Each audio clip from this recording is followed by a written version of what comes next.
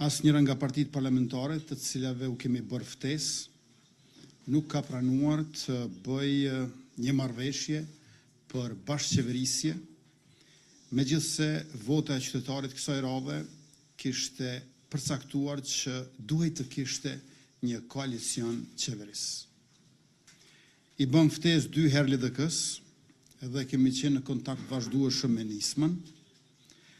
LDK refuzon kategorikisht një qeveri të udhëhequr nga unë, kurse Nisma përfundimisht nuk deshi të jetë në një qeveri që e drejtoj unë.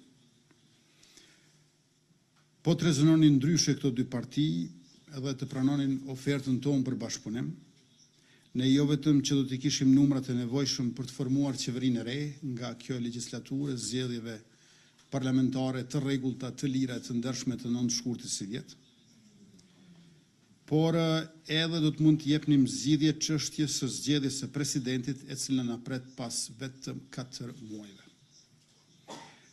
Duke e parë disponimin e elektoratit të lëvizjes vetëvendosje dhe të lidhjes demokratike të Kosovës, që ta shkëpus LDK-n nga PDK-ja. Në vitin 2020 ja arritëm, por vetëm për 51 ditë. E provuam përsëri me leadershipin e ri të LDK-s, por pa sukses.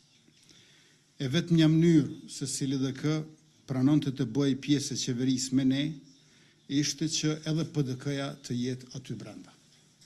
Për neve kjo është e papranueshme sepse e dëmshme.